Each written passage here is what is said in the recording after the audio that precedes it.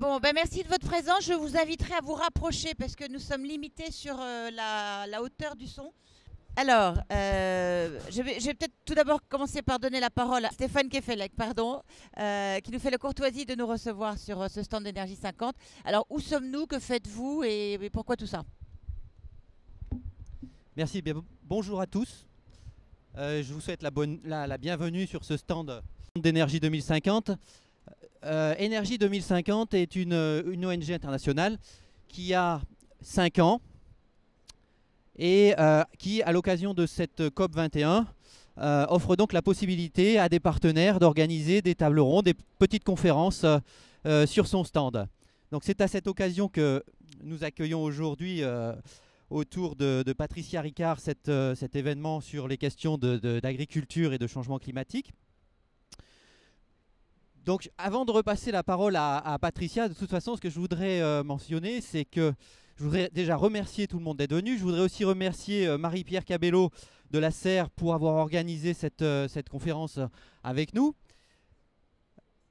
Le format va être très simple de cette conférence. Je pense que vous êtes habitués. On s'inscrit dans les mardis de l'environnement. Je sais aussi. Et le quoi? Délocalisé, voilà. Et je sais aussi que vous êtes habitués au mardi de l'environnement. Je sais aussi qu'on est un petit peu serré. Bien sûr, on s'en excuse, mais vous savez, c'est pareil d'ailleurs pour toutes les questions pratiques autour de la venue de tout le monde ici. C'est les aléas de la COP avec les événements qu'il y a. Je pense que ça ne nuira en rien à la qualité des débats et des échanges qu'on va avoir tout au cours de cette table ronde.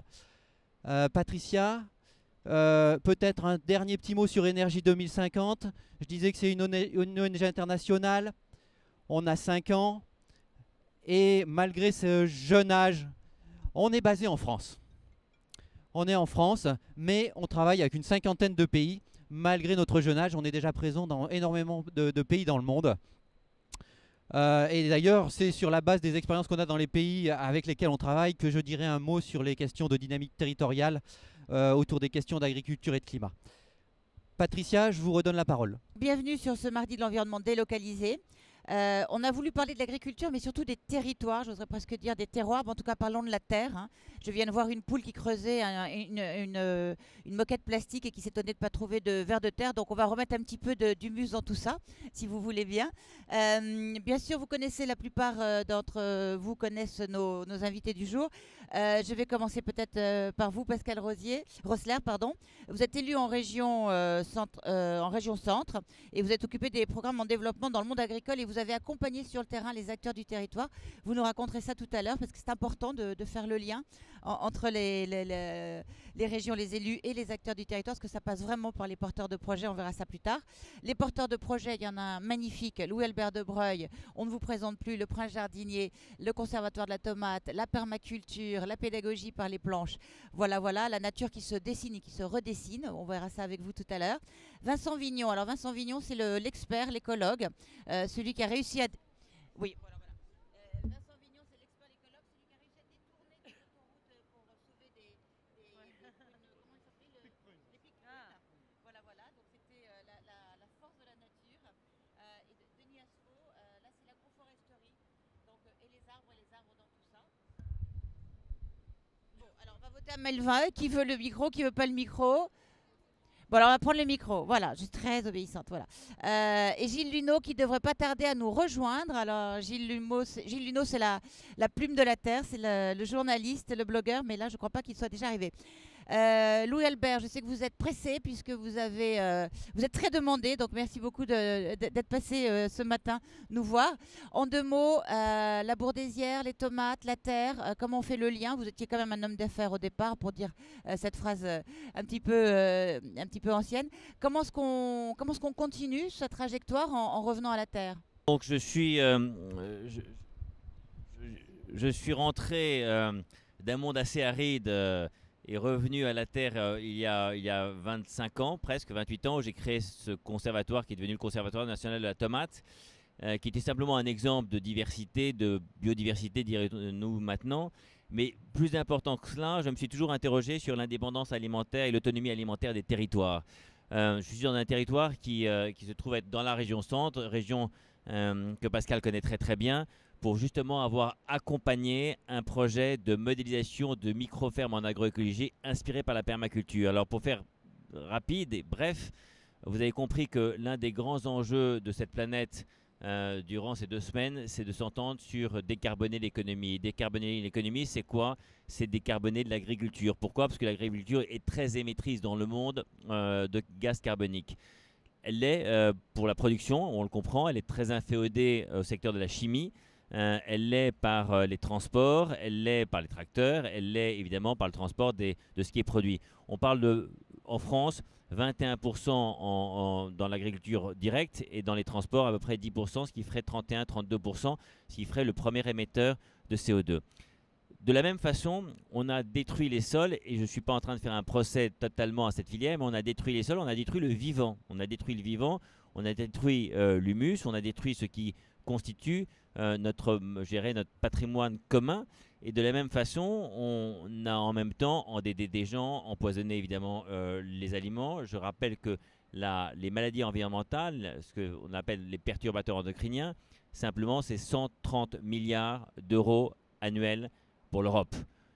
Plus ou moins 30 à 50 milliards en France. Ça veut dire que l'impact sur la santé est absolument considérable. Si on continue un peu plus loin, on dirait que le vivant, c'est théoriquement cette notion essentielle de la vie que l'on devrait tous connaître. Et finalement, on s'est tous détournés de cette connaissance. On ne connaît plus le sol, on n'enseigne plus la microbiologie des sols dans les écoles d'agriculture, dans les chambres d'agriculture. On n'enseigne plus du tout des mécanismes de la terre dans les écoles. Autrement dit, on est déconnecté de cette relation sacrée. Donc c'est un problème d'éducation. C'est aussi un problème d'emploi. Vous l'avez compris, l'ensemble des fermes se sont effondrés. Il y avait 3 millions et quelques de fermes en France dans les années 40, 50 à la sortie de la guerre.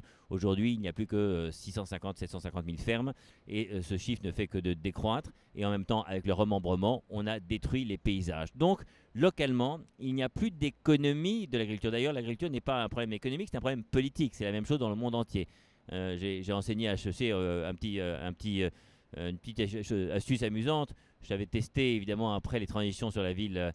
Les grands enjeux de demain, tout le monde parlait évidemment des smart grids, de l'énergie, de ceci, de cela, mais personne n'avait pensé à la nourriture. Et pourquoi? Parce que la nourriture, finalement, ce n'est pas un cadre économique. C'est si vous avez quelqu'un qui va voir un banquier qui dit j'ai une entreprise à créer, je vais me lancer dans l'agriculture, et qui vous ajoute dans la même phrase, vous inquiétez pas, je vais détruire les sols, empoisonner les hommes, m'endetter à savoir qu'en faire, être totalement subventionné, je vendrai à perte et probablement je vais me suicider, est-ce que vous pouvez me prêter un peu d'argent? Vous pensez bien que le modèle est formidable. Et donc, on est dans la théorie de l'absurde. Donc, on a créé une micro-ferme avec un garçon, co-créé avec un garçon qui s'appelle Maxime de Restaurant. On a reçu d'ailleurs un prix de la Fondation Nicolas Hulot hier, où Pascal était de la My Positive Impact.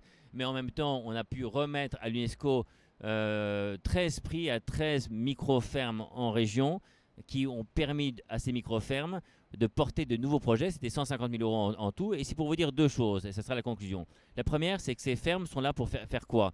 Pour essayer de comprendre les externalités positives, que ce soit, comme je le disais tout à l'heure, sur le plan agronomique, sur le plan de la santé des sols, sur le plan de l'écologie des sols, la santé humaine, l'éducation, l'emploi, l'économie territoriale. Qui sont les porteurs de projets? Des entreprises, des collectivités, des particuliers. C'est grandissant. C'est quoi l'enjeu? C'est 150 à 200 000 fermes en France selon les rapports sur la transition énergétique. Et c'est quoi? C'est un modèle évidemment de société qui fonde l'homme et la nature comme étant l'un des aspects essentiels d'un nouveau pacte, mais en même temps d'une réponse à cette problématique de santé, à cette problématique de pollution des sols, ces externalités négatives qui vont coûter énormément d'argent. Et c'est un problème de paix. Et de paix en France, mais de paix dans le monde. Parce que ce qui est le problème de l'agriculture aujourd'hui en Europe, c'est le problème malheureusement dominant dans le monde entier parce qu'on a exporté ce modèle de prédation. In fine, ce qui est très important, c'est que ça devient un problème politique à nouveau. Pourquoi? Parce que peu sont les politiques qui comprennent d'ailleurs ce qui se passe en termes généraux en matière d'évolution des grands paradigmes. Et je le souligne parce que Pascal est là, c'est que la région Centre a compris que c'était un enjeu majeur. Et l'ensemble des élus ont apporté leur aide, comme l'Europe et comme beaucoup d'entreprises, parce que ces micro-fermes doivent concilier l'économie actuelle, c'est-à-dire celle qui fait en sorte qu'on distribue des fruits et légumes tout de même en grande partie dans les grands magasins, 80%. Ça doit remettre évidemment l'homme et au centre, mais ça doit prévoir que cette micro-agriculture va être une agriculture de la production et aussi de la transformation. Et ça doit remettre en marche les petits laboratoires de transformation locaux. Donc c'est une agriculture croissante. Et quand on parle de 150 000 fermes, et ça sera le mot de la fin, c'est peut-être 100 fermes, 500 fermes, en tout cas dans les régions, ça sera probablement quelques milliers de fermes, 10 000 fermes probablement en région centre. Ça veut dire quoi? Ça veut dire qu'elles vont être connectées. Et toute l'idée qui a été portée par Ferme d'Avenir et par Maxime de Rostolan, je vous encourage à aller voir le site Ferme d'Avenir, c'est de créer des payiculteurs, des nouveaux métiers qui vont faire en sorte que les agriculteurs entre eux seront aidés par un nouveau métier, celui qui les aidera à la problématique financière, à la problématique malheureusement juridique et fiscale qui est et la problématique aussi de production et de distribution. Donc ce sont des nouveaux métiers, c'est très innovant. C'est fondé sur une observation du sol. La permaculture, on pourrait en parler pendant des heures, mais c'est un écosystème qui remet l'homme et la nature au centre du débat. Voilà, en fait, on peut dire que c'est le premier tour de manivelle dans le bon sens. Hein, donc, retour à l'essentiel, au territoire, à la main de l'homme, au local, à l'ensemble, à la diversité aussi. C'est là qu'on se rend compte quand même le temps long de notre embêtement sur une agriculture tellement déconnectée du vivant. Donc là, on a vu comment on pouvait donner ce premier coup de manivelle vers des cercles plus vertueux. Visiblement, on ne peut pas faire ça seul, puisqu'on est dans une société qui est interdépendante. Donc quand on est élu, comment ça se passe et comment est-ce que finalement les élus, l'État, les institutions peuvent prendre cette place dans ce tour de manège qui tourne dans un autre sens? Merci, bonjour à toutes, bonjour à tous. Et je salue les propos de Louis-Albert Dubret dans lesquels je me reconnais totalement. On a été très heureux de pouvoir soutenir cette micro-ferme et très heureux qu'elle soit dans notre région. Je voudrais en complément aussi dire qu'à mon sens, tout le monde devrait voir la conférence TED qu'a fait Maxime de Rostolan. Ça dure 20 minutes. Franchement, tout le monde devrait avoir vu ça. Alors, en tant qu'élu, donc moi, je ne suis pas en charge de l'agriculture, mais je suis en charge de la biodiversité et de l'éducation à l'environnement. Et évidemment, on était, en tant qu'élu écologiste, un groupe à faire autant que possible pression sur les politiques. Donc, il y a différents leviers. Je crois que ce qui est très important, un premier aspect, c'est renouer avec cette culture de la nature. Vous l'avez dit, Louis-Albert, c'est vraiment aujourd'hui une déconnexion totale, c'est-à-dire qu'on est complètement dans le mental. Même les chiffres ne nous font pas peur. Enfin, quand on voit la dette environnementale, la dette sociale, la dette humaine, la dette à tous les étages en termes de santé, de souffrance humaine, etc., de l'agriculture dominante aujourd'hui, on voit bien que c'est, comme le dit Nicolas Hulot, l'utopie, ce serait de croire... Qu'est-ce qu'il faut que je fasse plus court, non, c'est ça? Ah oui, d'accord. L'utopie, ce serait de croire que ce modèle-là, il peut persévérer. Donc, à différents niveaux, on peut agir. Donc, nous, ce qu'on a commencé par faire, c'est un gros travail d'éducation à l'environnement avec différentes cibles. Donc, évidemment, il y a les agriculteurs en eux-mêmes. Donc, il faut savoir qu'aujourd'hui, c'est quand même très difficile de renouer le dialogue entre les agriculteurs, notamment et les naturalistes. C'est quelque chose qu'on a enclenché via des diagnostics biodiversité où on les faisait travailler de concert. On s'est rendu compte qu'il y avait une opposition frontale sur certains territoires, c'est-à-dire la plupart. Pour autant, on arrive quand même à faire des choses bien souvent quand on commence, par exemple, par restaurer des haies, les bandes en herbe, et voilà, en bordure de champs, des choses comme ça, parfois c'est possible. Mais il y a un syndrome, je crois, qui est important, c'est qu'aujourd'hui, psychologiquement, les agriculteurs sont du modèle dominant, on va dire, pour beaucoup, à la fois quand même vraiment traités de bourreaux et victimes. Et ces deux réalités sont vraies. Donc ça les met quand même dans une situation, vous savez, c'est un principe psychologique bien connu, plus on s'est entêté longtemps dans une erreur, plus on a du mal à reconnaître qu'on s'est trompé, parce que ça veut dire qu'il faut refaire tout le chemin en arrière. Donc je crois que la société en est là aujourd'hui, et on est au moment où il faut que ce basculement entre la réalité qu'on sait et l'intégrer dans les consciences, dans les cœurs, dans les actes, etc., et le transformer, c'est quelque chose qui se fait lentement, c'est nécessairement lent, en tout cas c'est quelque chose qui s'opère, que donc nous on accompagne avec différentes méthodes.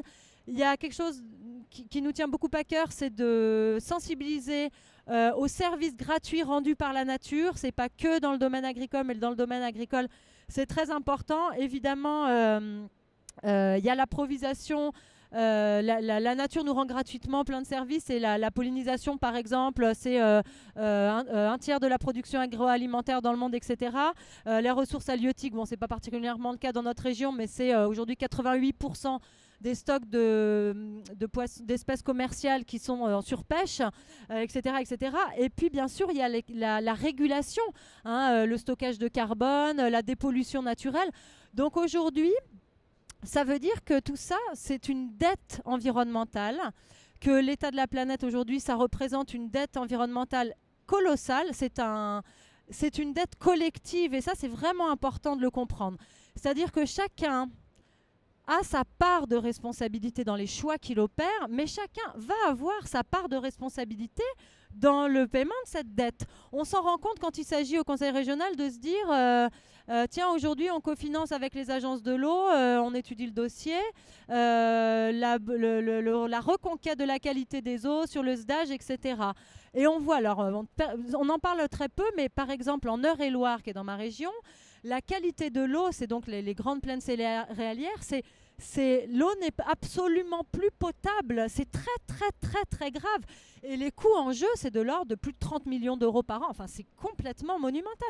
Donc, évidemment, déjà, la permaculture, c'est 6 fois plus rentable en coût primaire, on va dire, en efficacité directe. Mais en externalité, en coût secondaire, c'est nettement plus vertueux. Là où, de l'autre côté, il y a des coûts et des coûts et des coûts. Donc voilà, cette dette, elle est collective. Il ne s'agira pas de se renvoyer la balle. Donc il y a la sensibilisation auprès des agriculteurs, auprès des décideurs, auprès des aménageurs du territoire.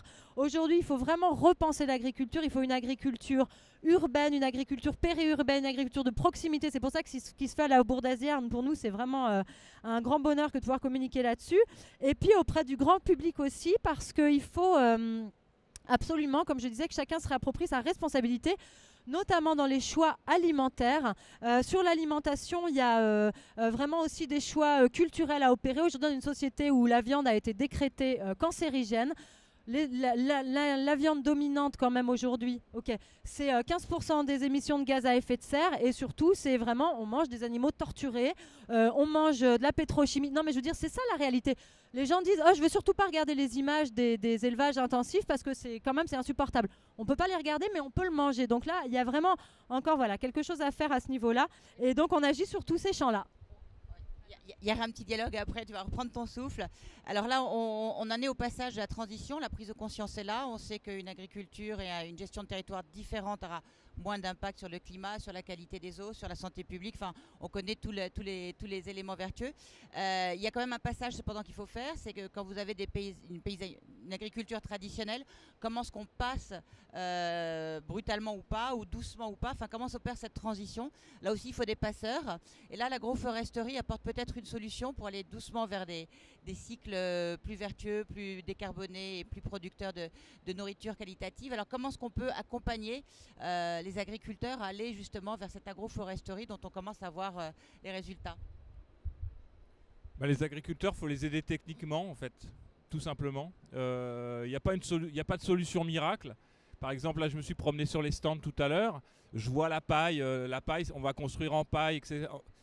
Très bien, construire en paille, mais si on enlève la paille dont le sol a besoin pour se nourrir, pour l'exporter, la solution, elle se casse la gueule. Donc en fait, il faut combiner les choses et c'est évidemment le plus difficile.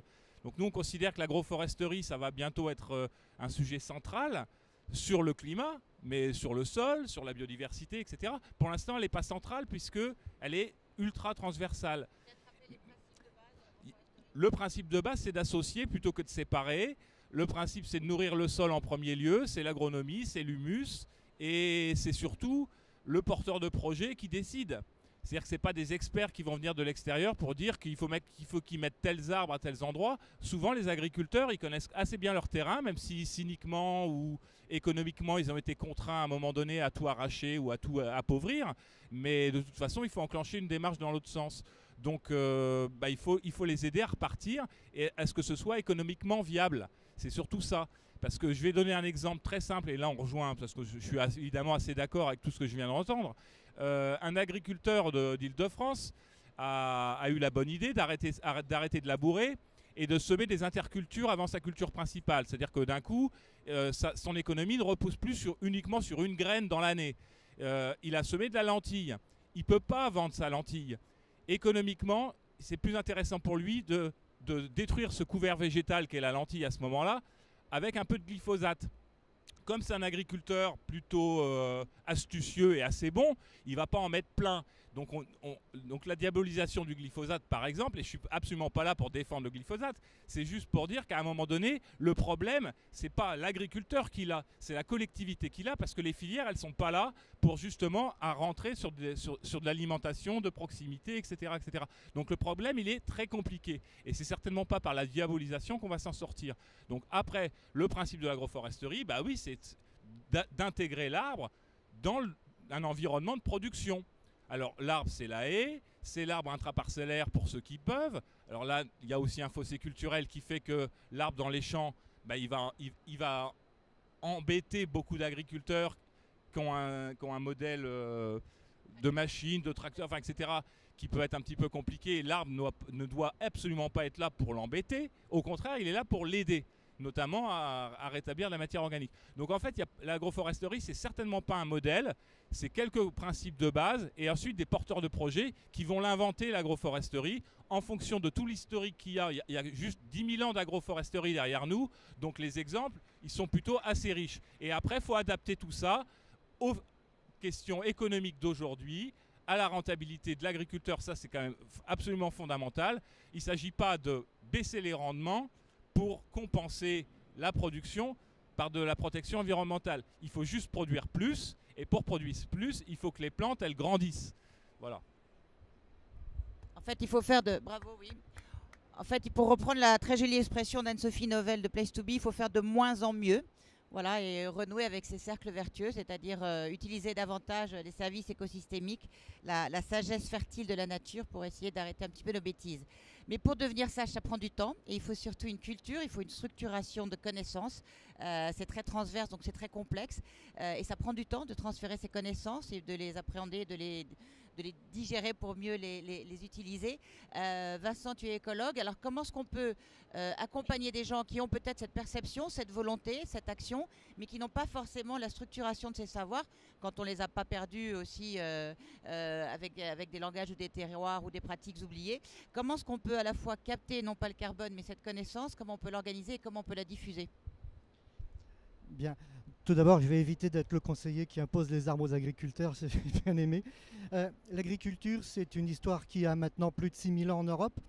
Et ce qui est intéressant, c'est qu'à travers les différentes pratiques qui ont été élaborées par des essais-erreurs, on est arrivé probablement à la fin du 19e, début du 20e siècle avec un niveau de diversification qui a été extrême et qui a créé un très grand nombre d'habitats qu'on appelle l'habitat de substitution. Je suis écologue, donc j'aurais plutôt tendance à vous parler patrimoine naturel, espèces animales et végétales. Et ces habitats de substitution ont reproduit de manière artificielle beaucoup d'équivalents de la nature. Alors, on parlait d'agroforesterie, donc rebondissons dessus. Le bocage, c'est quoi? C'est une forêt claire avec des arbres qui sont taillés, qui forment des cavités. Dans les cavités, on a une richesse exceptionnelle qui est emmenée avec ces pratiques. Tout à l'heure, Patricia me rappelait mon aventure du pic-prune, 16 ans d'études. Le pic-prune, c'est quoi? C'est un coléoptère qui vit dans ces cavités-là et qui a une tellement mauvaise capacité de dispersion qu'il nous dit qu'il a été là, quels que soient les arbres à cavité, qu'ils aient été façonnés de main d'homme au naturel depuis le dernier retrait glaciaire. C'est quand même génial d'avoir, à travers la présence d'un insecte, une continuité historique. Donc on est bien là sur des modèles très différents agricoles qui ont été des goémons à la plage, à la haute montagne, dans les cailloux, jusque presque dans les cailloux. Ça a été utilisé absolument partout. Et la révolution qui consiste à partir des années 60, surtout avec Antoine Pinet, de calquer le modèle industriel à l'agriculture, évidemment tout ça part en éclat. Donc par rapport à toutes ces discussions, il y a une notion qui me paraît importante et qui est reprise par pas mal d'écologues, Patrick Blandin particulièrement au Muséum, c'est quel potentiel d'évolution peut-on conserver et à partir duquel on peut rebondir. Donc quels sont les mécanismes de la nature qui, à partir des potentiels d'évolution que l'on est capable de maintenir dans cet état de dégradation, permettent de repartir dans d'autres directions, donc les itinéraires techniques. Louis Albert, tu vas partir malheureusement. On peut remercier, applaudir Louis Albert. Merci à tous.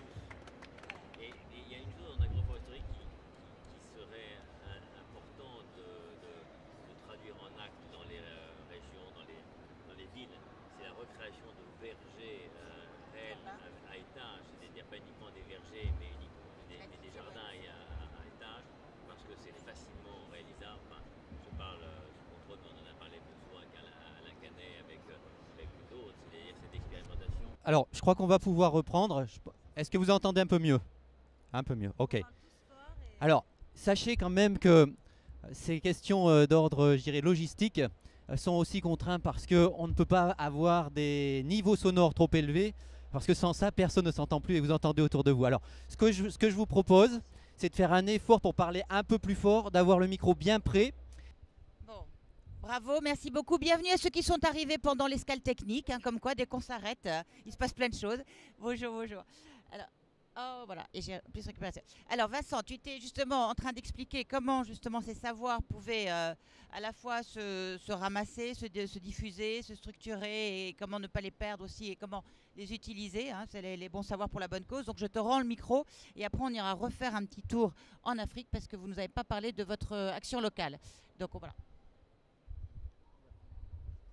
Oui, je parlais donc de cette aventure de l'agriculture qui s'étale sur plus de, c'est mieux là maintenant, sur plus de 6000 ans et qui a produit en fait une très grande diversité de façons de faire depuis l'usage des goémons sur le bord de la plage jusqu'à la haute montagne. Et ce qui est intéressant à travers cette diversité, c'est que ces modes culturaux ont reproduit des habitats qu'on appelle habitats de substitution des habitats naturels. Je citais un cas puisque l'agroforesterie venait de nous l'introduire, c'est le bocage. Le bocage, ça reproduit en fait une forêt claire. Alors, il faut se mettre toujours dans la perspective que en Europe de l'Ouest, on a l'idée que la forêt domine et que c'est l'habitat naturel dominant. Alors si on se plonge simplement 1000 ans en arrière, et 1000 ans c'est une paille dans l'évolution des espèces, on est dans des paysages où on a des aurochs et des bisons en France, et ils ne sont pas là pour décorer. Ça veut dire que les forêts que nos anciens connaissaient à ces époques-là étaient très clairiérées, très ouvertes. Le bocage, il reproduit avec plus de clairières évidemment, puisque ce sont des structures de haies avec les parcelles qui à l'époque étaient plutôt en dessous de 5 hectares, 1 ou 2 hectares souvent, très petites, et qui du coup font que les arbres étant taillés, ils forment des cavités. Les cavités, c'est la clé, une des clés de la biodiversité des forêts anciennes. Ces arbres, ils sont au soleil. Aujourd'hui, quand il y a des arbres à cavité en forêt, ils sont à l'ombre parce que les forêts sont très très denses. Ceux qui sont à la lumière, ils sont au bord d'un étang, au bord d'une allée. Ça signifie que les espèces qui sortent de ces cavités peuvent facilement aller d'une cavité à une autre. Il y a des espèces qui sont très mauvaises en capacité de dispersion. Et si la forêt est encombrée de taillis, ce qui est le cas de nos forêts non pâturées très denses, on a plein d'espèces qui ne s'en sortent pas. Donc en fait, on a à travers le bocage la récupération d'un patrimoine biologique des forêts anciennes qui a souvent dans aucun équivalent dans les forêts qui existent aux alentours, à l'exception de très très rares, de très vieilles forêts anciennes et en continuité d'ancienneté. Parce que la difficulté dans ce système-là, c'est qu'on perd du patrimoine dès lors qu'il y a une rupture dans le temps. Et ça, c'est intéressant d'imaginer que la nature, à chaque fois que vous allez considérer un organisme ou un ensemble d'espèces, vous devez toujours comprendre que c'est associé à un espace et associé à un temps. On a plus de facilité à se représenter l'espace que l'autre dimension. Et donc, on citait tout à l'heure le pic prune qui a été, Patricia en parlait, à une espèce qui m'a occupé pendant 16 ans pour une autoroute. Cette espèce, quand elle est présente, elle a de tellement mauvaises capacités de dispersion, de l'ordre de quelques centaines de mètres, que quand elle est présente à un endroit, elle vous informe sur la continuité d'arbres à cavité favorable, plutôt des vieux arbres, depuis le dernier retrait glaciaire. Donc c'est quelque chose de tout à fait extraordinaire. Et je finissais tout à l'heure en disant que ce qui est important dans nos considérations, c'est qu'on a une érosion de la biodiversité qui est monstrueuse par les systèmes agricoles modernes depuis qu'on a calé le monde industriel à l'agriculture, et ça s'est fait dans les au moins 50 dernières années. Eh bien, quel potentiel d'évolution reste-t-il avec le patrimoine qui nous reste? Et donc, comment on peut rebondir à partir de cela pour refaçonner des modes culturaux qui reproduisent un minimum de diversité, un minimum de fonctionnement et qui sont plus résilients pour tous les sujets qui nous intéressent, l'eau, la qualité de l'air, la biodiversité bien sûr, et à travers la biodiversité, moins de produits chimiques pour lutter contre les ravageurs, enfin, etc. Refaire tourner le manège de la vie dans le bon sens. Alors comment ça se passe un petit peu plus loin, enfin, là où il n'y a pas eu les erreurs qu'on a pu faire, comme le démembrement, mais où il y a aussi d'autres catastrophes sur des populations débordantes et de l'urbanisme déchaîné, on va dire, ou malheureusement non structuré. Comment ça se passe et qu'est-ce qu'on peut faire? Alors, Énergie 2050 a cette particularité de travailler sur les questions de développement d'une manière systémique. Systémique, ça veut dire, pour être très concret, que l'on tisse des ponts entre les différents secteurs d'activité, l'agriculture, l'énergie, l'eau. On tisse des ponts entre les différents acteurs, niveau national, niveau local, niveau international. Et on tisse des ponts entre les différents territoires. Alors, ce que je voudrais dire, c'est qu'effectivement, cette question de l'agriculture et des dynamiques territoriales, en fait, dans cette logique de réflexion qu'on a, ça devient un cas d'école. Ce qu'on peut observer dans plusieurs pays africains, pour ne pas dire tous, avec lesquels on a travaillé, c'est 3 types de dynamiques qui s'observent en parallèle et qui ont des liens entre elles. D'abord, la dynamique de la question de la dégradation des sols, qui n'est pas une question nouvelle due au changement climatique. Le changement climatique, maintenant, il est là et il accélère la dynamique. Mais cette dynamique de dégradation des sols, elle est due à d'autres phénomènes naturels, d'une part, et puis à des mauvaises pratiques agricoles, d'autre part. Et bien entendu, elle diminue la résilience. Alors ce que je voudrais quand même dire, c'est que par rapport aux pratiques agricoles, ou disons par rapport à ce qu'on a dit jusqu'à maintenant qui concerne la France, et par exemple la dette financière qui quelque part cache tout un tas d'éléments qui sont issus de mauvaises pratiques agricoles, environnementales, sans qu'on le sente réellement, parce que physiquement on ne le sent pas. On le sent en termes de dette ou en termes de trous du budget de la sécurité sociale. Dans les pays d'Afrique, on ne la ressent pas forcément autant, ou disons, la dette financière est peut-être moins impactée, parce qu'une partie des impacts ne passe pas par la dette, mais passe par les effets sur l'intégrité physique des gens. Je m'explique. La dégradation des sols dans l'agriculture, au Maroc par exemple, ou au Sénégal, elle n'est pas due à des mauvaises pratiques, uniquement à des mauvaises pratiques issues de l'agriculture intensive. Elle est aussi issue de la surexploitation par des petits agriculteurs qui produisent pour se nourrir, mais qui surexploitent les sols. Et étant déjà pauvres, ils n'ont pas d'autre moyen que de continuer à surexploiter les sols pour essayer de survivre. Et en plus, ils n'ont pas accès à un certain nombre d'éléments dont vous avez parlé, qui est bien sûr qui est d'ordre de la formation, de la sensibilisation et des changements de pratiques agricoles.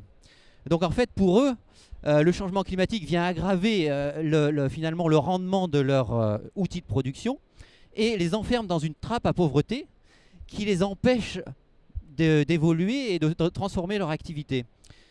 Ça, c'est donc une première dynamique qu'on observe. Dynamique donc d'érosion des sols et de trappe à pauvreté, et en particulier de la petite agriculture. La deuxième dynamique qu'on observe, c'est une dynamique dans la répartition d'utilisation des sols. Je m'explique. Comme en France, le développement urbain mange sur les terres agricoles, d'une part. D'autre part, et là c'est beaucoup moins comme en France, parce qu'en France ça fait très longtemps qu'on a fini de déforester, la déforestation est due en premier en Afrique aux besoins en terres agricoles. Le bois de feu, oui, aussi, mais la première cause de déforestation, c'est pour les terres agricoles.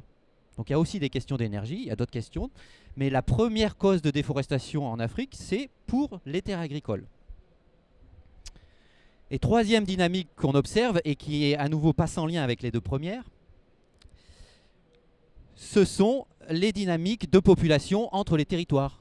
C'est-à-dire qu'un petit agriculteur, il peut supporter peut-être une année de mauvaise récolte, deux peut-être, s'il est éleveur, à la deuxième déjà, il va commencer à abattre son bétail parce qu'il n'y a plus rien à lui donner à manger.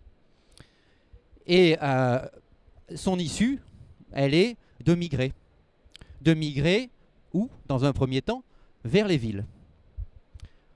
La croissance urbaine est en explosion totale dans la plupart des pays d'Afrique. D'ici 2050, on attend en gros une augmentation du parc de logements, une multiplication du parc de bâtiments par 4 à 5 d'ici 2050, de logements dans les villes, de bâtiments dans les villes.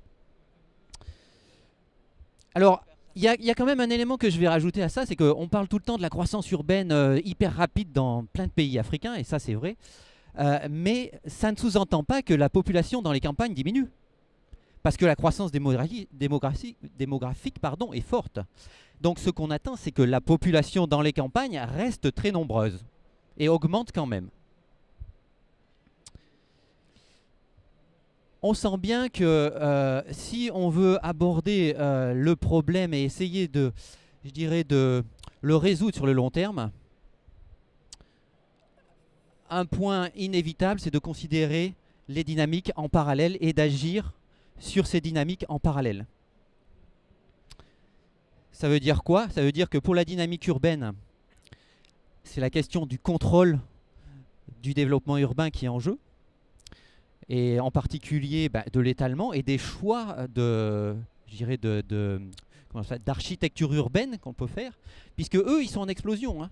Ils sont en explosion, c'est-à-dire qu'il y a plein de villes nouvelles qui se construisent partout. Et donc, comme je disais tout à l'heure, comme c'est des pauvres qui viennent en ville, il y a plein de bidonvilles qui croissent autour des villes. Donc il y a une question urbaine. Hein. Donc quelle agriculture? Effectivement, les choix urbains, de développement urbain, vont aussi déterminer la quantité de terres agricoles autour des villes. Hein. Sachant que bien souvent, quand même, les terres agricoles autour des villes sont de bonne qualité parce qu'elles sont parce qu'elles sont sur des plaines déjà. Et si la ville s'étend sur ces terres, c'est parce que c'est facile de s'y étendre. Et en même temps, c'est facile d'y faire de l'agriculture. Donc on les perd. Deuxième élément, et je vais en finir parce que le deuxième élément, c'est bien sûr l'adaptation de la question dans l'agriculture elle-même. Et là, c'est un élément très sectoriel agricole qui est clé.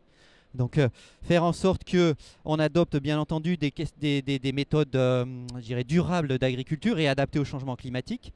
Et le troisième élément, c'est la gestion durable des forêts. Puisque sans gestion durable des forêts, les problèmes énergétiques trouvent des solutions dans le bois de feu, et la surexploitation des forêts, bien entendu, amène à la perte de forêts. Donc, voilà l'approche d'Énergie 2050, c'est de dire la question de l'agriculture, elle est hyper importante, mais on ne la résoudra pas si on n'approche pas le problème de façon systémique. Et quand on parle d'agriculture, en Afrique, la question de la forêt et de l'urbanisation sont des questions clés qui doivent être traitées en parallèle si on veut un résultat dans l'agriculture. Et là, on est bien dans les questions territoriales. Voilà. Bon, merci de ce dessin de ce qui se passe en Afrique. Est-ce que vous avez des questions? Alors, on va commencer.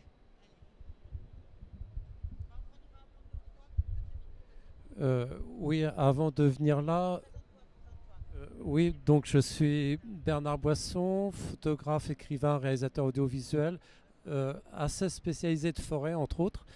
Et avant de venir là, j'ai assisté à des débats assez chauds entre bioénergie et écologie forestière. Et je voulais savoir un petit peu comment c'était appréhendé. Et puis, il n'y a pas que la bioénergie, il y a aussi la biomasse. Et j'y pensais sur la question des foins. Et puis, il y a toujours un peu cette question de la réduction de l'âge des arbres en sylviculture. Et je voulais savoir un petit peu en agroforesterie si on n'était qu'avec des arbres juvéniles ou avec des arbres matures. Marty Georgiev, journaliste. C'est la question pour vous, monsieur. Les Chinois qui achètent les centaines et les centaines de milliers de territoires en Afrique, quel avenir pour l'Afrique si ça continue comme ça? Merci. Alors, l'occupation des sols, l'utilisation des arbres, biomasse, bioénergie, voilà, quel sol, quelle énergie, quelle occupation et quelle organisation. L'agroforesterie, une réponse là-dessus? Un peu de tout. Un peu de tout. Non, je ne sais pas précisément. faut travailler avec les arbres jeunes, faut travailler avec les arbres vieux, faut travailler avec l'existant. Faut surtout pas croire que planter un arbre c'est bien. Planter un arbre ça peut être bien, ça peut être un acte tout à fait insignifiant, puisque des arbres peuvent aussi pousser tout seuls, notamment sur des bandes enherbées qui aujourd'hui d'un point de vue réglementaire sont obligatoires. Donc ça peut être ça aussi. Voilà, je pense que l'arbre n'est qu'un des sujets de l'agroforesterie. Il s'agit pour un agriculteur agroforestier ce que je disais tout à l'heure, de vivre économiquement de son travail. Donc il va travailler un peu comme il l'entend. Nous, on va évidemment préconiser une très grande diversité, puisque l'idée, c'est que l'agriculture, elle se serve de la biodiversité comme moteur. La biodiversité, c'est pas pour faire joli, c'est juste un moteur de production. Donc évidemment, des monocultures d'arbres arrivant en ligne comme ça, de façon un peu industrielle et un petit peu bas de gamme, c'est sûr que ça n'ira pas très très loin, mais on ne va pas l'empêcher. Enfin, qui on est, nous, pour l'empêcher? Si c'est ça qui doit arriver, nous, on ne peut rien faire. On ne peut que préconiser et surtout aujourd'hui aider techniquement les agriculteurs qui veulent faire ramener de la biodiversité à le faire vraiment. Et puis après, ça fera tache d'huile. Mais donc voilà, après, moi, je ne peux pas rentrer dans un débat technique sur des arbres jeunes. Est-ce qu'on va faire avec les arbres ce qu'on a fait avec les animaux? Est-ce qu'on va domestiquer les arbres? Est-ce qu'il y aura les arbres sauvages et les arbres domestiques?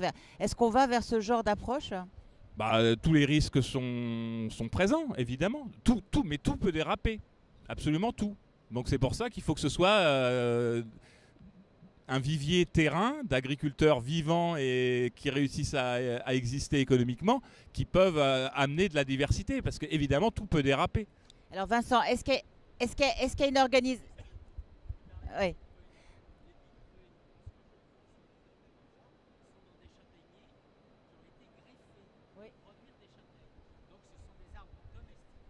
Et qui se trouvent par hasard avec la continuité historique. Donc il faut pas croire que parce qu'un arbre est domestiqué, il n'est plus naturel, etc.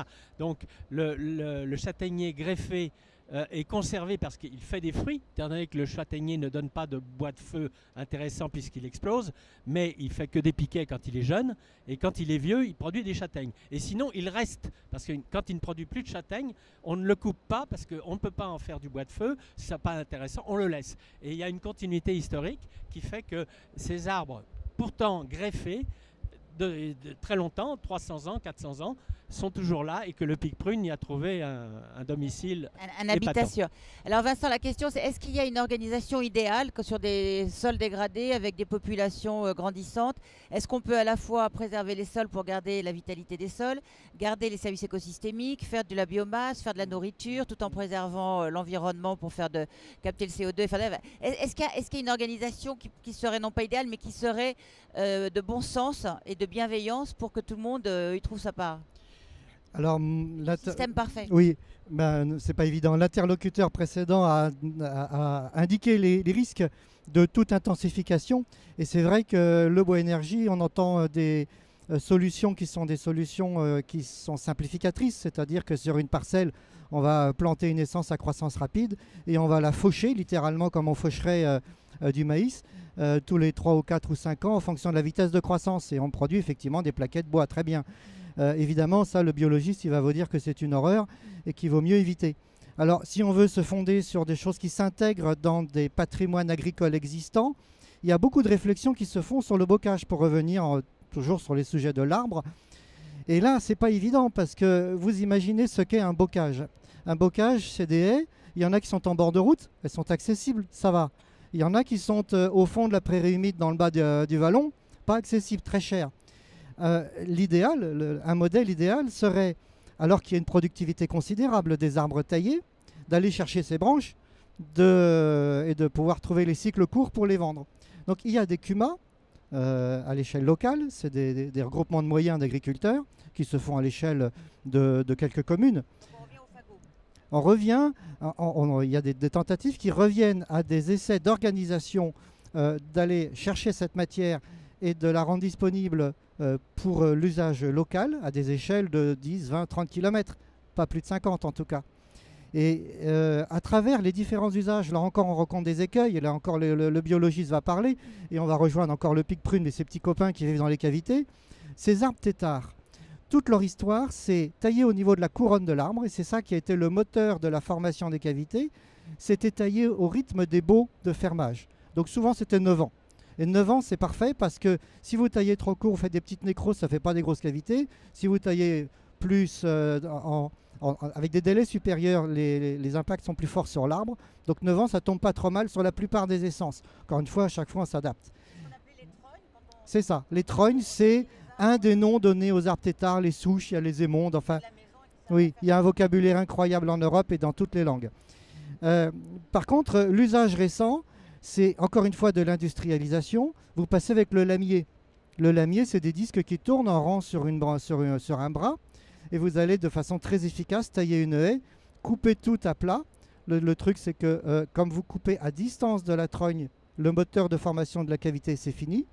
Et tout à l'heure, je vous disais que l'intérêt des arbres têtards, c'est d'être au soleil. Vous les mettez à l'ombre, puisque vous mettez le rideau d'arbres à 1 mètre et verticalement. Voilà, donc on fait tout ce qu'il ne faut pas faire pour le patrimoine biologique de ces arbres et leur histoire.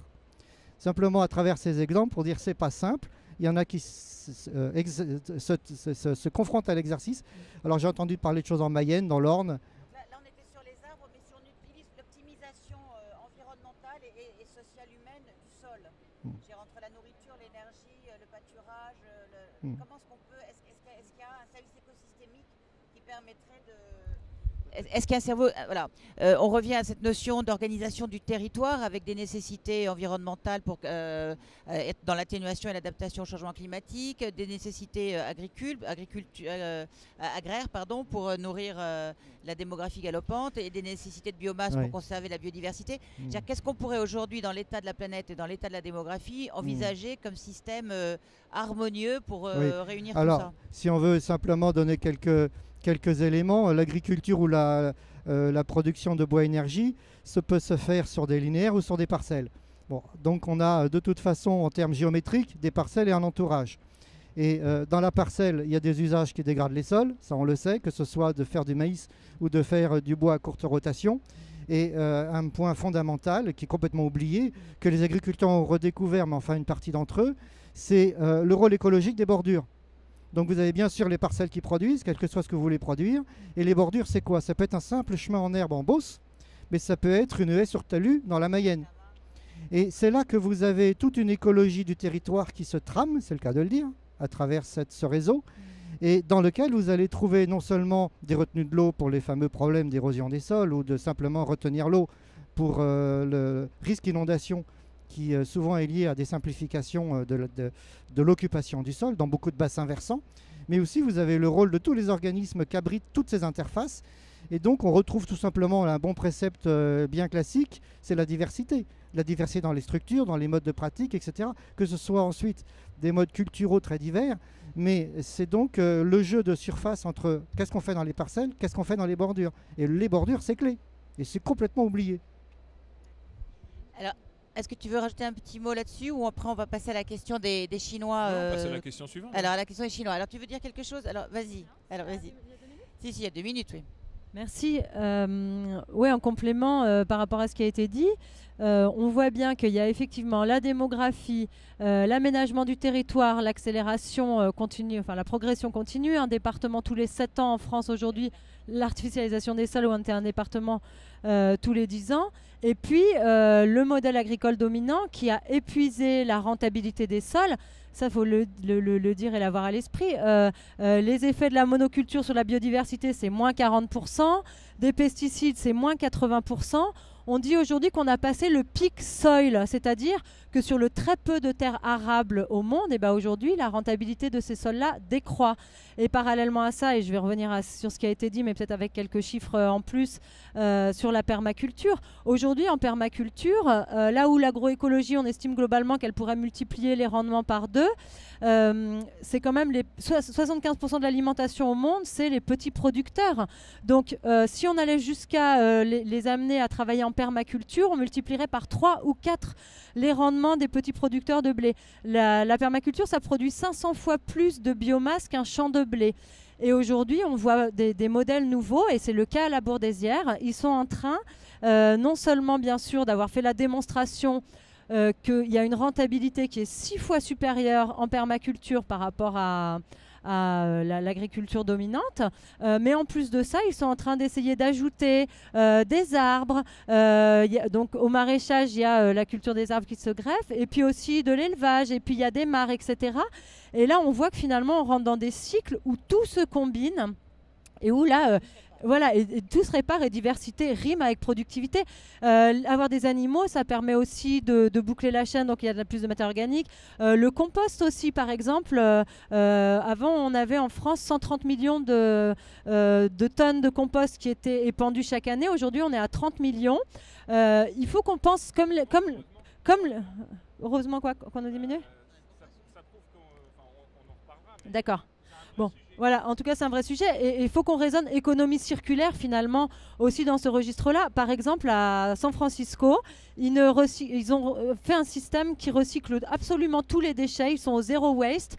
C'est obligatoire aussi pour les entreprises. Non seulement ils ont fait des économies financières très importantes, mais en plus de ça, eh bien, les fermiers trouvent là un compost de bonne qualité qui améliore très largement les rendements d'une nouvelle agriculture périurbaine. Donc on voit qu'il y a une symbiose quand même à trouver.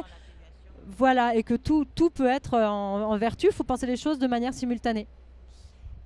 Merci Pascal. Alors, les Chinois et l'Afrique.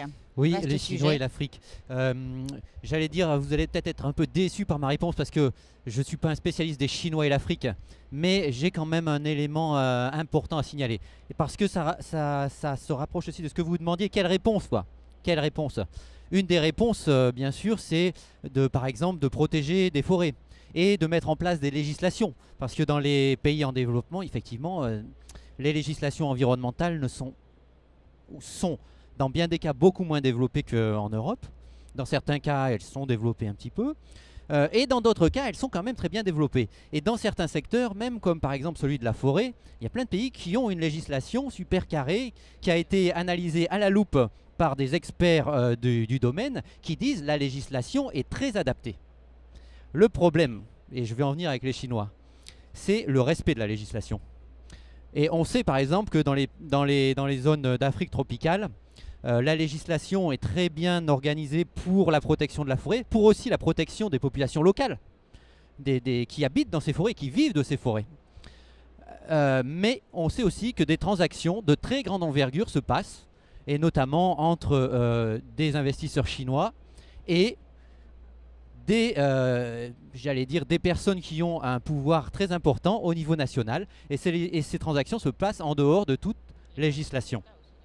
Donc, j'allais dire, la question de la législation environnementale, bien sûr, elle est importante, mais dans plein de pays d'Afrique, maintenant, c'est la question du respect de la législation environnementale qui est importante. Alors, c'est quand même, je voudrais quand même rajouter un petit mot, c'est qu'il y a un aspect positif là derrière. C'est que si la législation, elle est pertinente, c'est parce qu'au niveau national, il y a une prise de conscience. Il y a une vraie prise de conscience à la fois au niveau local et au niveau des décideurs. Parce que les ministères de l'Environnement ont quand même beaucoup gagné en compétences. Donc ça, c'est quand même un point très positif à signaler. Reste maintenant cette question d'application de la législation. Et là, on retombe dans des problèmes, c'est qu'il y a parfois, c'est extrêmement difficile parce qu'il y a des questions sociales derrière qui empêchent d'appliquer des législations. Mais il y a des fois où on pourrait l'appliquer, où elle ne l'est pas. Et là, c'est des intérêts privés qui sont en jeu. Mais il y a aussi la loi du marché tout bêtement, puisqu'on assiste à des conglomérats chinois qui rachètent des terres, des petites terres agricoles pour faire des cultures intensives de fruits ou de légumes qui ne seront pas du tout destinés au marché local et qui vont être exportés sur les marchés asiatiques et autres. Donc il y a à la fois une occupation du sol, l'accroissement de carbone, puisqu'on est dans une agriculture totalement traditionnelle, intensive, plus le carbone du transport. Donc on est vraiment là, on est encore dans le très mauvais modèle. L'huile de palme, entre autres. Gilles, bienvenue parmi nous. Gilles Luneau, voilà, qu'on peut applaudir. Gilles Luneau, réalisateur et journaliste, historien et spécialiste du monde rural, co-auteur de l'Atlas du climat. Et tu as fait des documentaires. Enfin voilà, c'est un sujet que tu as longtemps traité et que tu traites bien. Est-ce que tu veux dire quelque chose sur ces modèles que toi tu percevrais vertueux ou idéal ou vers lesquels on devrait tendre? Est-ce que tu veux... tu viens de prendre le débat en route, donc c'est peut-être un petit peu abrupt. Ou tu peux donner un petit mot, puis après on reprendra d'autres questions. Oui, bonjour tout le monde. Là. Oui, je prends vraiment le débat en route. Je m'excuse du retard, mais j'étais coincé. Je faisais la queue pour un visa. Voilà.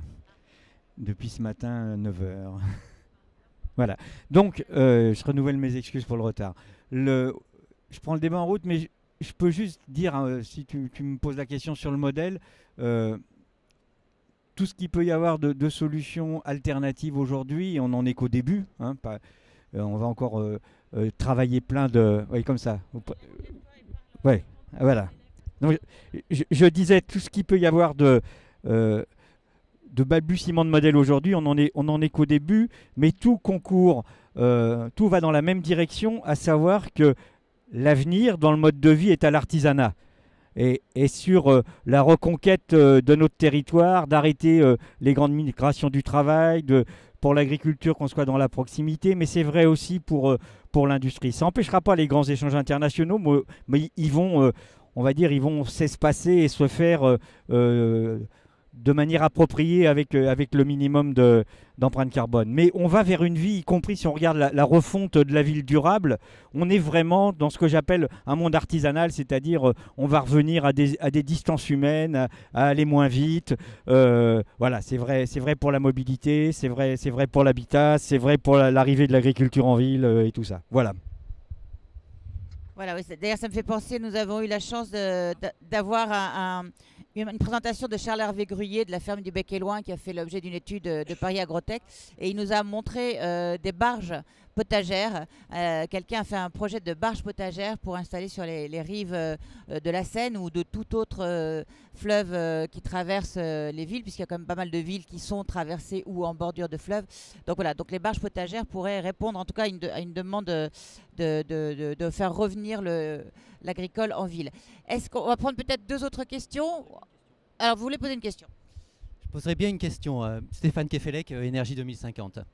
Alors, j'explique peut-être pourquoi je pose cette question. Parce que dans votre vision du futur, nous, à Énergie 2050, on accompagne beaucoup les pays dans leur réflexion sur leur futur. On l'a fait avec l'accompagnement de plusieurs pays africains pour l'élaboration des CPDN, ces fameux documents qui ont été transmis à la COP21 où les pays disent ce qu'ils vont faire en matière de réduction d'émissions de gaz à effet de serre et d'adaptation. Voilà, on l'a fait aussi dans le cadre de projets de l'UNEP pour des pays qui réfléchissent de façon intégrée sur l'économie et l'environnement. Et la question que je pose tout le temps dans les pays avec lesquels on travaille, les experts avec lesquels on travaille, c'est OK, vous pensez qu'on peut faire ça, mais quel est le pas de temps réaliste dans la transition vers le modèle que vous suggérez ou que vous avez inventé et que vous pensez possible pour votre pays ou pour le monde? Alors selon vous, quel est le pas de temps de la transition vers le modèle que vous décrivez? 10 ans, 20 ans, 50 ans? Non, parce que ça prend du temps. Ce que je veux dire, c'est que souvent les gens... Nous, on parle beaucoup de transition énergétique aussi, mais un code de la construction, ça prend 10 ans.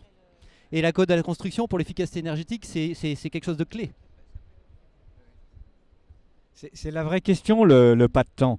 Moi, je suis pas expert, hein, je suis journaliste et réalisateur, donc je témoigne je suis une éponge et j'essaye de retransmettre. Je pense que, sans vouloir affoler, c'est le plus vite possible. On est déjà en retard, à la limite. C'est-à-dire qu'on sait déjà, je vais citer Bruno Latour et son bouquin, c'est pas une crise que nous traversons. Hein, c'est fini. On ne retrouvera jamais l'état antérieur. D'accord ? On a un moteur allumé dans le dos qui nous pousse.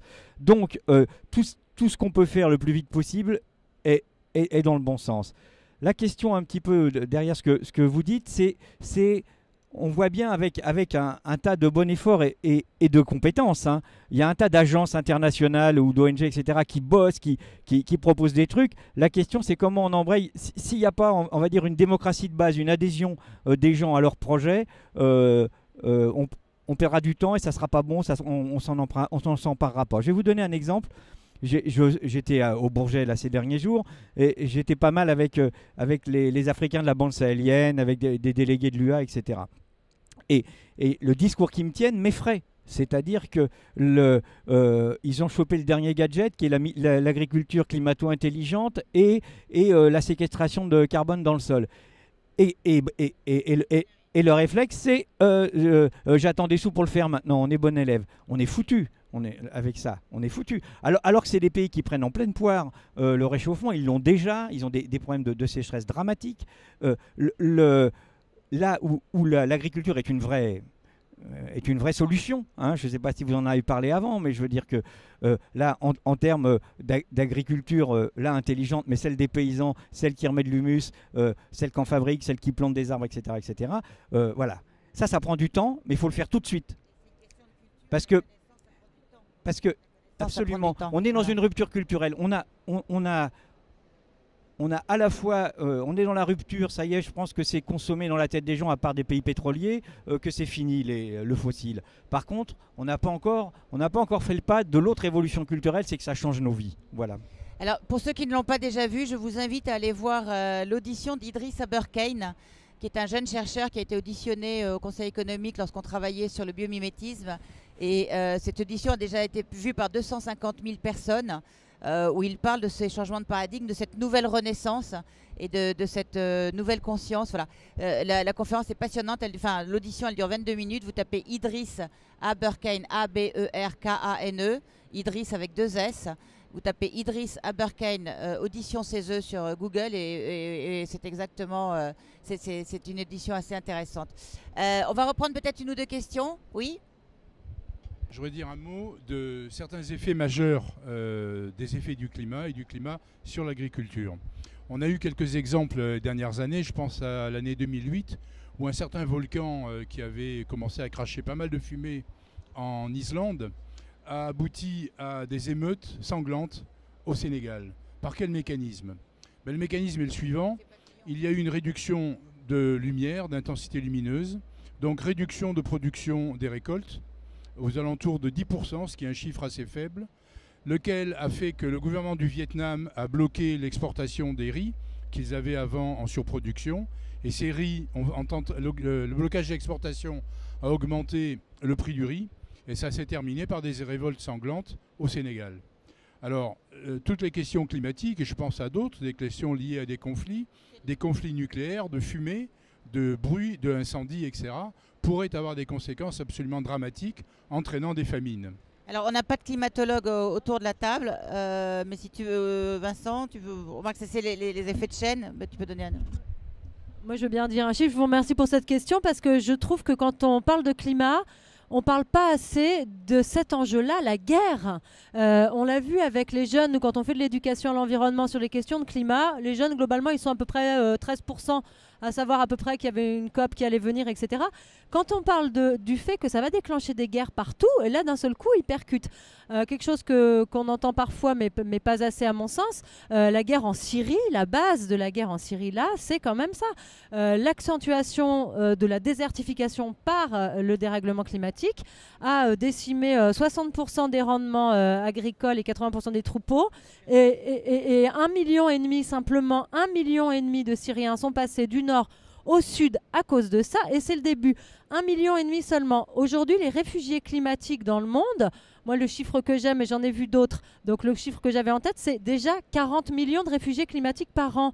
Voilà notre responsabilité à tous. Demain, on ne va pas se dédouaner de cette solidarité-là, parce que bien sûr, on est responsable aussi de ces changements. Donc c'est sûr que c'est l'occasion de réinventer la paix et la solidarité et l'équité.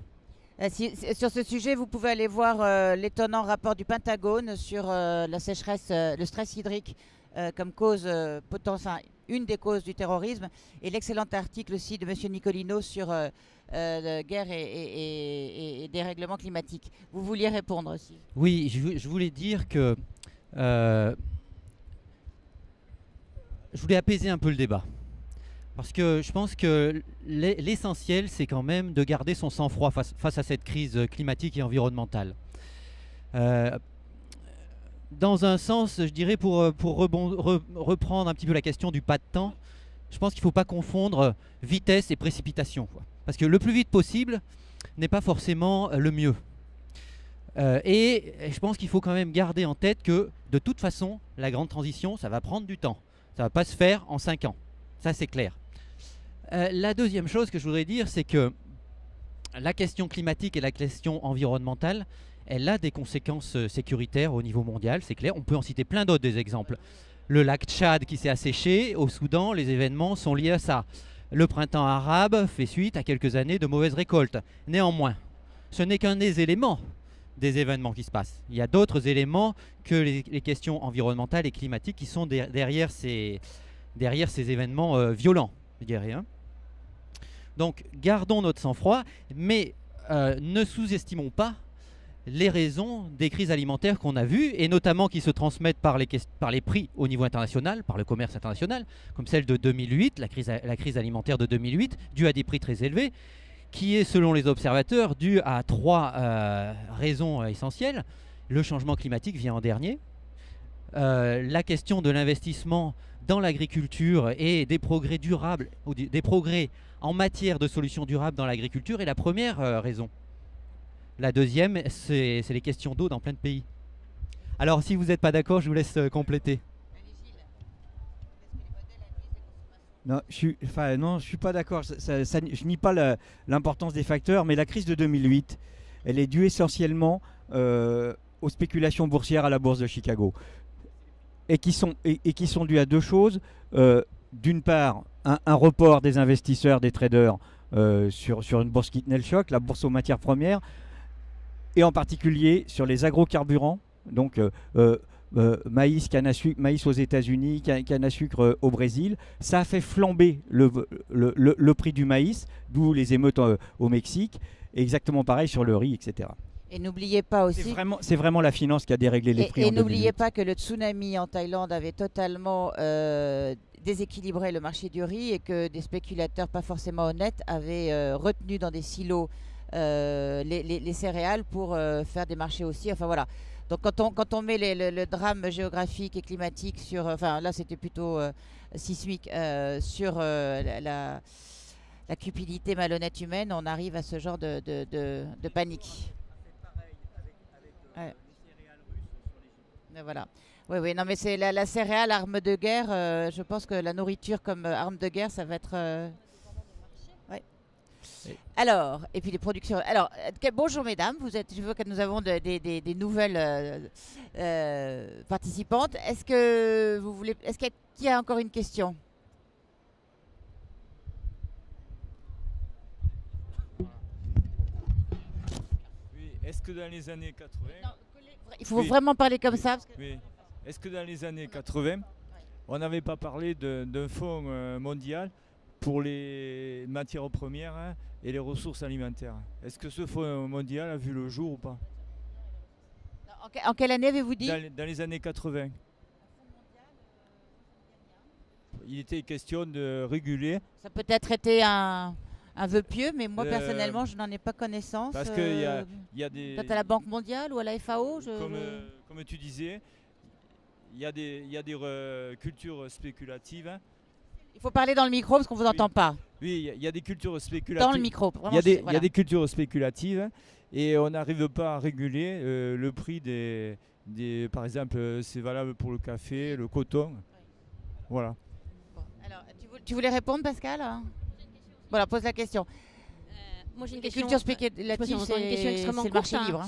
Vous avez parlé justement de modèles pour le sol, mais après il y a le prix de ces matières premières. Comment est-ce que, et peut-être que la réponse peut venir de vous, comment réformer le fait que par exemple le prix du riz est toujours coté à New York, le cacao c'est pareil, et ce système-là il faudrait bien le réformer parce que ça fait largement partie d'un nouveau modèle plausible et un peu meilleur.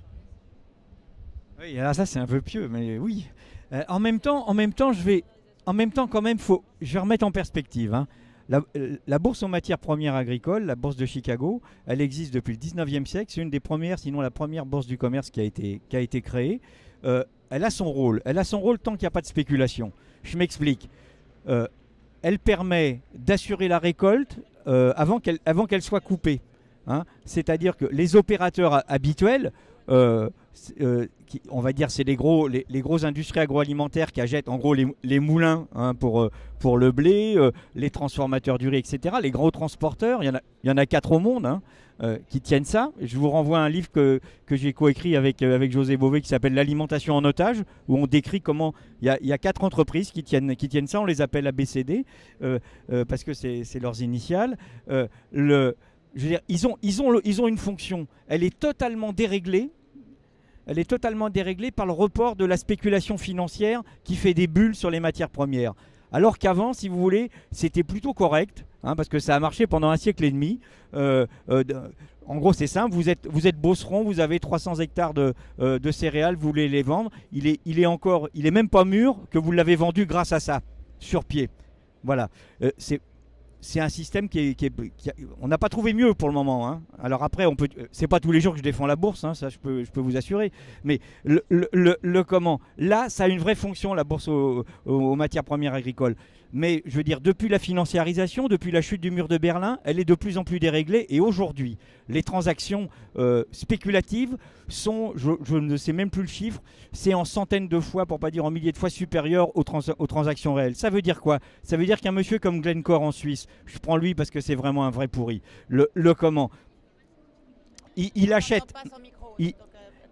Il achète, je veux finir la démonstration, il achète une cargaison de blé à Chicago, d'accord? Elle ira jamais dans un bateau, elle arrivera jamais nulle part. Elle va être vendue 4, 5, 6 fois, des fois en millisecondes, il fait de l'argent dessus. Alors qu'avant, vous aviez, je sais pas quoi, Delmas Vieljeux qui achetait, ou Dreyfus qui achetait du blé à Chicago, qu'il mettait dans son bateau, qu'il déchargeait au Havre, d'accord? Glencore, ils n'ont pas de silo, pas de bateau, mais ils spéculent sur... C'est ça qui se passe aujourd'hui. Et c'est ça qui flingue la bourse aux matières premières.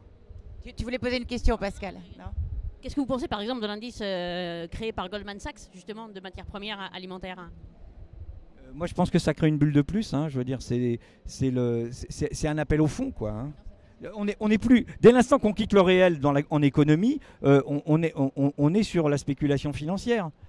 Je veux dire, vous achetez du blé...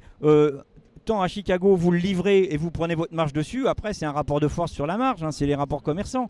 Mais je veux dire que acheter du blé, le revendre sans l'avoir jamais transporté, ça s'appelle de la spéculation. Alors, on revient au cœur du débat. Les indices, ça fait des bulles. Ouais, alors, on revient au cœur du débat, c'est territoire, agriculture, climat.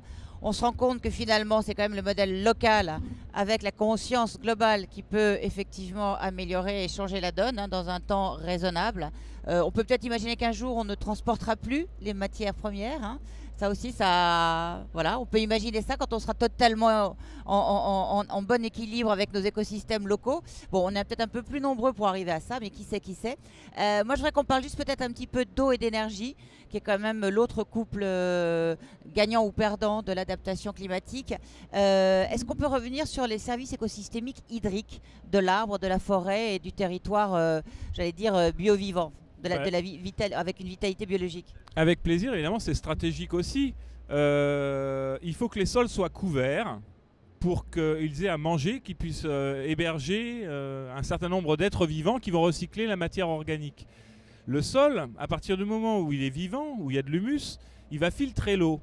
Il va la stocker aussi. Parce qu'on est sur des enjeux eau qui sont quantitatifs et aussi qualitatifs. C'est qu'évidemment, aujourd'hui, un orage... Tout part à la rivière, donc les polluants quand il y a des polluants et la terre arable. Et 15 jours plus tard, il fait sec. Et comme le sol n'éponge rien, ne stocke rien, il faut irriguer. Donc voilà, les problèmes sont toujours reliés. Et il est évident qu'un sol riche, c'est un sol qui stocke et c'est un sol qui filtre. Et l'eau, il y a une réserve utile qui va être ensuite utilisée par les cultures au moment où elles en auront besoin. Donc voilà. Trop d'eau, pas assez d'eau, il y a un moment, faut techniquement les choses changent et c'est évident que l'arbre et le couvert végétal, parce que nous c'est pas qu'on veut plus que l'arbre soit le sujet principal de l'agroforesterie, mais on parle un petit peu d'intensification végétale, c'est-à-dire qu'il faut que les sols soient couverts et c'est pour ça que je réagissais tout à l'heure sur le compost. Le compost, c'est une fausse solution, c'est une solution faute de mieux, c'est un recyclage pas terrible, qui fait qu'il y a 60% de la matière sèche, carbonée, du carbone qui part dans l'air. Autant vous dire que les bilans carbone du compost sont absolument catastrophiques quand ils sont à grande échelle. Je dis pas, vous êtes chez vous, vous recyclez vos épluchures de pommes parce que vous n'osez pas manger l'épluchure de la pomme. Par exemple, idéalement, évidemment, il faut tout manger dans une pomme. Mais bon, ça, voilà, ça a encore un autre problème. Mais donc le compost, c'est pas un débouché agricole. Le compost, c'est faute de mieux. Voilà, on recycle ce qu'on ne peut pas remettre directement au sol, parce que l'activité biologique, c'est de nourrir des êtres vivants qui sont dans le sol. Et le compost est un engrais. Bon, bah, les engrais, on voit le bout, on voit les limites. Donc voilà. Après, sur la question de l'eau, nous, on travaille, par exemple, sur le bassin Adour-Garonne pour aider les agriculteurs à changer les pratiques. C'est-à-dire arrêter le labour. Ça se passe en plein de temps. C'est arrêter le labour, c'est produire plus de plantes, et qu'à l'arrivée, l'agence de l'eau Adour-Garonne, qui cofinance une partie de ce programme, elle voit une eau un peu moins marron arriver dans l'océan Atlantique, tout simplement. C'est aussi simple que ça. Mais ça, c'est les agriculteurs qui vont le faire, en grande partie. Il ne faut pas qu'ils soient tout seuls, parce qu'il leur faut des références techniques précises et locales. Parce que s'il y a quelque chose qui marche à 500 km, un agriculteur dans tel ou tel territoire, il a des doutes, et il a bien raison de douter. Stéphane, eau énergie sur la vision à l'Afrique. La vision à l'Afrique, mais peut-être que ça peut s'élargir. Hein. Il y a un élément dont on n'a pas parlé, ou très peu peut-être au tout début, quand on parlait de l'agriculture, c'est celui de la demande. C'est-à-dire que la demande, j'ai travaillé pendant longtemps sur les pays méditerranéens, et on tombait toujours sur la même anecdote, c'était de se dire, eh bien, les pays du nord de l'Europe sensibilisent les gens sur les bienfaits de la diète méditerranéenne. Et dans les pays méditerranéens, la tendance de l'évolution de la diète est vers l'américaine, voilà, c'est-à-dire plus de bœuf, qui n'est absolument pas l'habitude locale. Je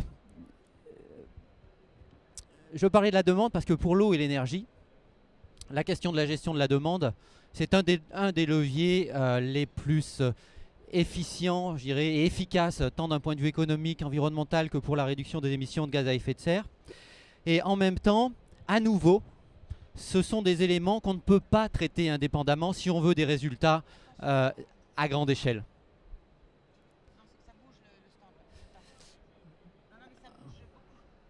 Alors attention, le stand bouge, ne vous appuyez pas sur les parois, ce sont bien sûr des parois légères. Hein.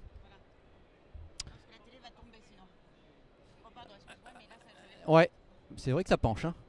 Ouais, vous appuyez pas sur le stand. Hein. Il faudrait pas que le stand tombe. Hein. Flavien, tu peux t'assurer que ça va pas tomber, s'il te plaît, juste pour être sûr. Hein. Donc je disais que la question... Oui, c'est double sécurité. Ça devrait aller. Hein. Rassurez-vous, vous êtes en sécurité.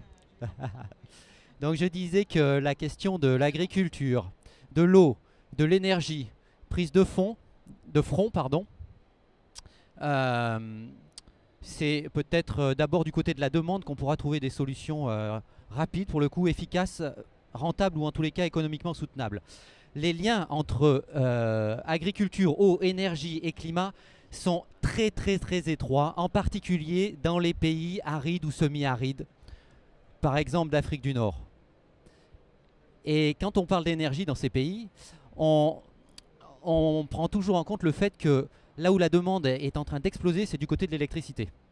Et la production d'électricité est dans plein de pays, par exemple au Maroc, très liée bien sûr à la question de l'eau, puisqu'une part significative de l'électricité est produite par des barrages.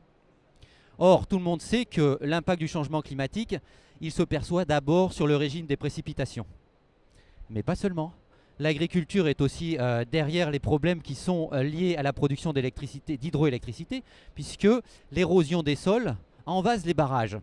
Et la rentabilité initiale qu'on avait espérée pour les barrages est diminuée, elle aussi, de façon très significative.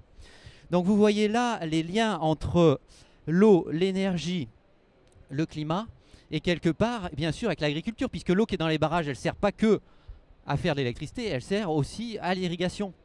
Et le fait que les barrages ont leur capacité réduite, évidemment, l'agriculture fait partie des secteurs qui en pâtit le plus dans l'immédiat.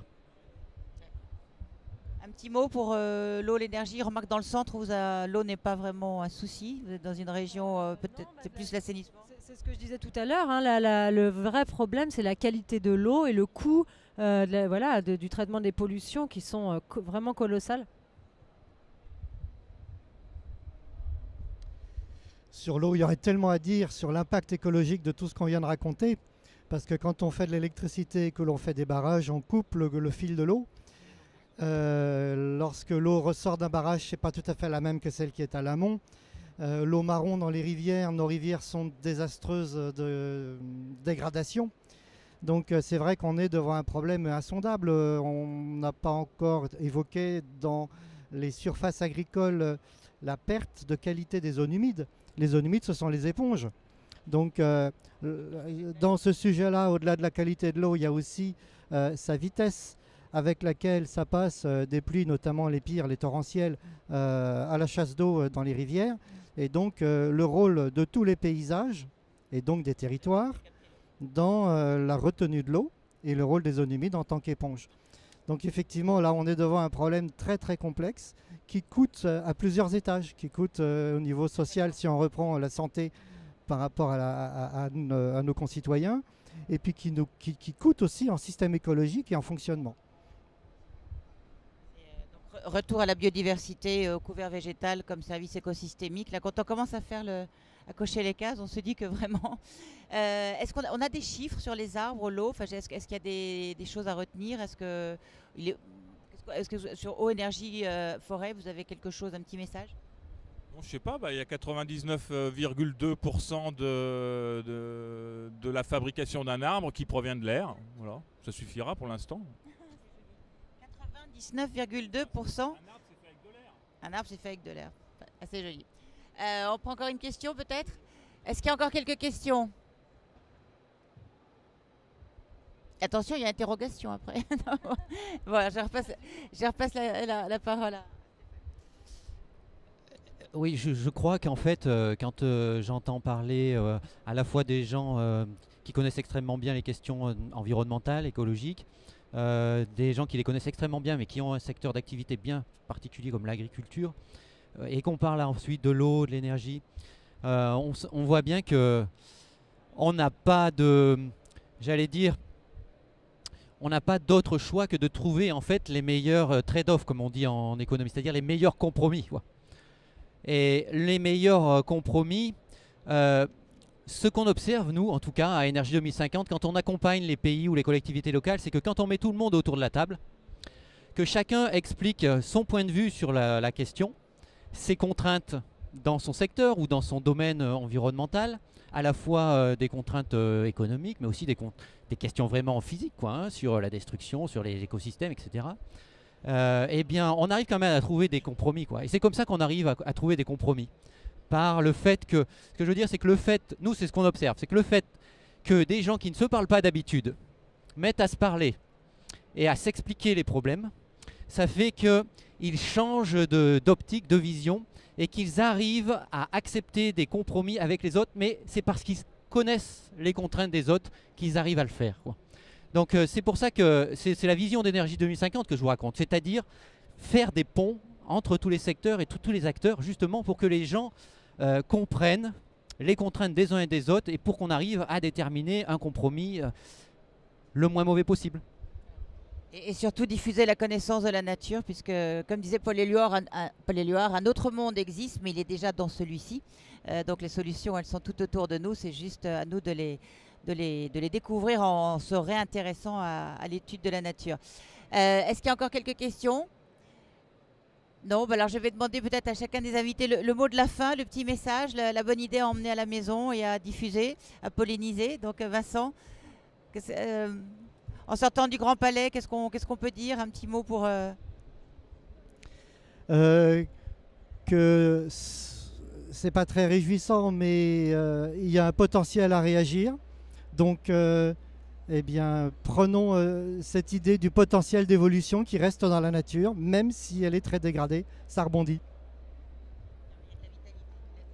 Je dirais que dans l'omelette au bacon, la poule est concernée, le cochon est impliqué, et nous, on est tous impliqués par la vie du sol. C'est un estomac, le sol est un estomac, donc évitons l'omelette des catastrophes.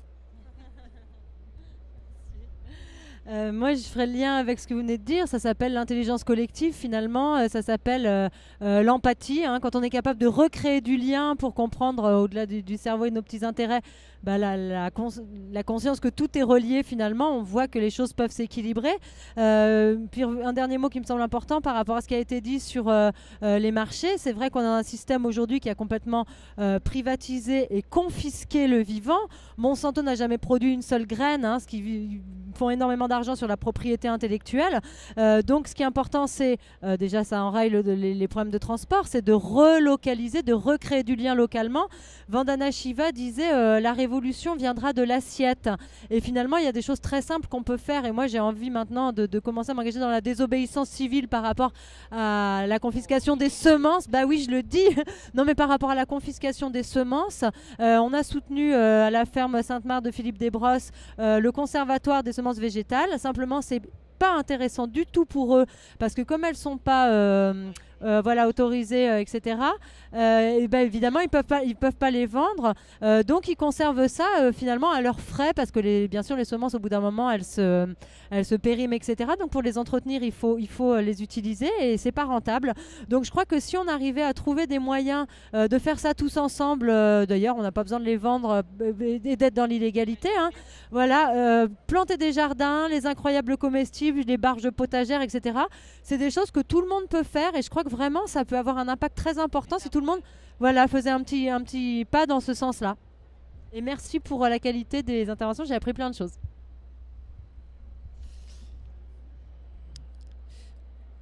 Je crois que moi je vais terminer par un petit mot concernant cette question de la demande. Parce qu'on voit tellement de gaspillage, que ce soit alimentaire, que ce soit des gaspillages d'eau ou d'énergie, et on sait que c'est là que le levier le plus important à court terme existe, et c'est là qu'on peut à court terme vraiment progresser le plus vite, parce que d'un point de vue aussi financier, c'est possible et c'est rentable. Et puis je voudrais dire que quand je dis demande, alors je vais faire aussi la promotion d'une initiative en fait qui s'appelle Ethicarbone. Et Ethicarbone Afrique a été lancée dimanche officiellement ici, qui est une plateforme qui vise à mettre en relation des porteurs de projets en Afrique qui ont des projets de développement qui sont à bas carbone et des acteurs qui veulent réduire leur empreinte carbone. Il y en a plein des plateformes de ce type-là. Une des caractéristiques de celle-ci, il y en a plein, mais elles ont chacune leurs caractéristiques, j'allais dire. Mais une des caractéristiques de cette plateforme Ethicarbone, qui est donc portée par Énergie 2050, c'est que quand un acteur va venir, il a un calculateur carbone à sa disposition pour calculer son empreinte, et ensuite à Énergie 2050 de l'aider à réduire cette empreinte. Mais la première chose qu'on va lui dire, c'est pas « on a une solution pour vous compenser dans un pays du Sud ». C'est pas ça. La première chose qu'on va lui dire, c'est « regardons votre bilan et commençons par diminuer ce que vous pouvez diminuer maintenant. Et ensuite, le résiduel, on vous propose des solutions pour la compenser ». Voilà, écoutez, on va remercier nos intervenants, remercier Marie-Pierre Cabello qui a organisé cette rencontre et puis merci Énergie 2050 pour votre accueil et puis on se retrouve avec les mardis en janvier. Voilà, merci à tous.